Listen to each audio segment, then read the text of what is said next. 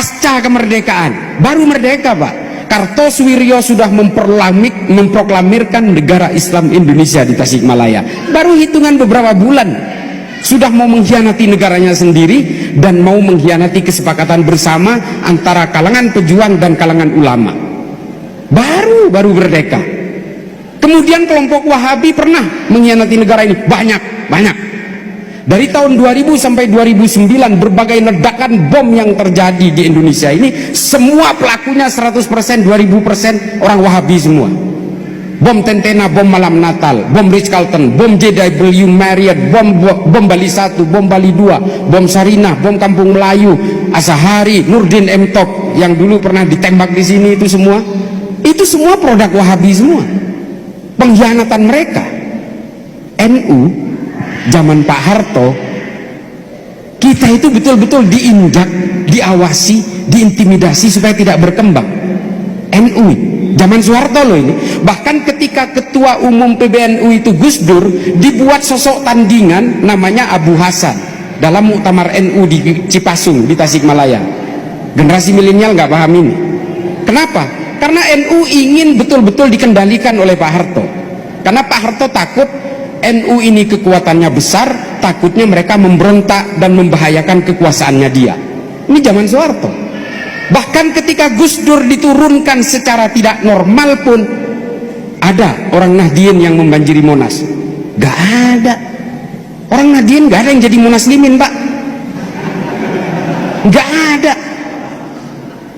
Kalau orang Nahdien kemudian tidak mementingkan negara ini, hadir semua ke Monas, diludahin Monas tenggelam Pak. Itu loh. Tapi kata Gus Dur apa? Tidak ada jabatan yang bisa dibela, yang harus dibela mati-matian, karena keutuhan negara ini jauh lebih penting. Ini Allah yarham Gus Dur. Nah, NU itu begini Pak, modelnya begitu. Makanya penting sekali buat negara ini, sehingga apa? Semua elemen ideologi yang masuk ke Indonesia itu ingin menghancurkan NU. Karena apa? Mereka ingin menumbangkan Pancasila. Kalau dua pilar utama ini habis tumbang, selesai, mereka akan dengan mudahnya menguasai negara ini. Saya sering cerita di YouTube, terakhir lagi, paling terakhir, saya itu adalah salah satu tim penasehat pemerintahan Somalia. Somalia ini bingung Pak, satu negara, Bapak Ibu sekalian, Somalia ini adalah negara di Afrika bagian timur yang dekat dengan Afrika Selatan. Saya sudah pernah ke sana 3 kali. Apa yang membuat mereka keheranan? Bukan keheranan sebenarnya, mereka putus asa. Satu negara ini isinya Wahabi Salafi Pak. Dulu isinya itu kelompok-kelompok Torikoh. Kemudian diusir, kelompok Torikoh ini kemudian kabur ke Mozambik, ke Tanzania, ke Somaliland, karena diusir oleh kelompok Wahabi ini. Satu negara ini, mereka sepakat sama-sama mengharamkan semuanya. Sama ya Wahabi gimana sih? Mengharamkan maulid, mengharamkan ini, mengharamkan itu. Tapi apa Pak? Perangnya nggak selesai-selesai. Setengahnya dikuasai pemberontak, setengahnya dikuasai oleh pemerintah Somalia. Pemberontak ini namanya Al-Shabaab. Mereka kebingungan sampai akhirnya mengimpor penasehat dari Indonesia.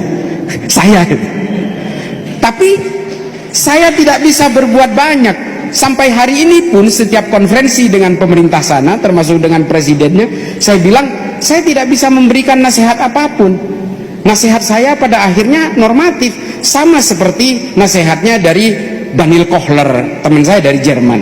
Sama Pak, Elena Groening, teman saya juga dari Skandinavia. Sama semua, normatif sekali. Cuma usul saya satu, kalau mau selesai di situ, ya kalian harus membuat Pancasila. Dia bilang nggak sanggup. Ya sudah, terima nasibmu. Dan sampai hari ini masih saling bom Pak, masih saling bom. Bahkan di dalam Al-Shabaab itu tercipta banyak faksi yang dua saling bom satu sama lain, sesama pemberontak.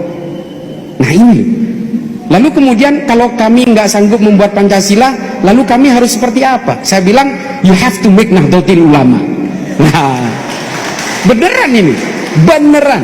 Saya katakan, kamu harus membuat Nahdlatul Ulama. Tapi satu, ya kalian harus ziarah kubur. Oh nggak bisa, katanya. Oh ya sudah, terima nasibmu. Kalian harus maulidan, ya nggak bisa. Nah, Bapak Ibu sekalian, ini semua adalah gambaran-gambaran fakta kita hari ini bahwa yang kita hadapi ini sebenarnya bukan manusia-manusia, tapi yang kita hadapi ini adalah berbagai ideologi yang kemudian menggunakan manusia sebagai alatnya.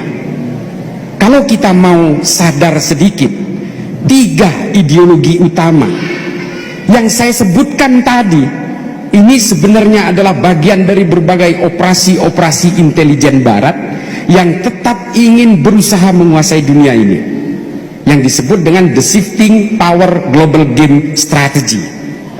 Kalau kita perhatikan, kantornya Ikhwanul Muslimin yang saya ceritakan tadi di mana? Di Inggris, Pak, di London. Kantor pusatnya Hizbut Tahrir di mana? Di London, Pak. Kantor pusatnya Syiah Rafidhah yang juga ingin khilafah itu di mana? Di Inggris, Pak. Coba, KKB Papua ini aktor utamanya tinggal di mana? Benny Wenda itu di Inggris, Pak. Lalu persenjataan ke KKB Papua masuk lewat mana? Papua Nugini, bekas jajahan Inggris, Pak, yang disebut dengan Commonwealth Countries, negara persemakmuran. Yang sering membela KKB Papua di PBB siapa? Vanuatu, Pak. Vanuatu ini siapa? Negara bekas jajahan Inggris, Pak. Wahabi Salafi ini diekspor oleh siapa? Oleh Saudi Arabia, Pak. Siapa Saudi ini? Bekas jajahan Inggris juga, Pak. Commonwealth Countries juga.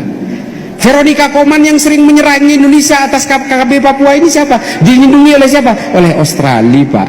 Australia ini siapa? Negara persemakmuran Inggris, Pak.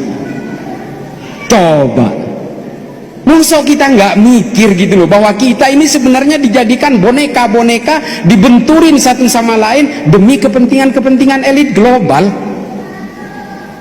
Mikir seharusnya Hizbut Tahrir tuh, kantor pusatnya di London, pendanaannya juga dari Eropa, dan mereka mengacak-acak kita semua lalu mengatakan bahwa khilafah ini ciptaan Allah, warisan Nabi Muhammad, maka kalian harus percaya. Ganti itu Pancasila. Coba, Inggris semua, Barat semua, termasuk Amerika yang menggulirkan Wahabisme kemana-mana. Ini loh, masa kita nggak mikir sih? Yang nyiptakan ISIS itu fabrikasinya siapa? Barat juga.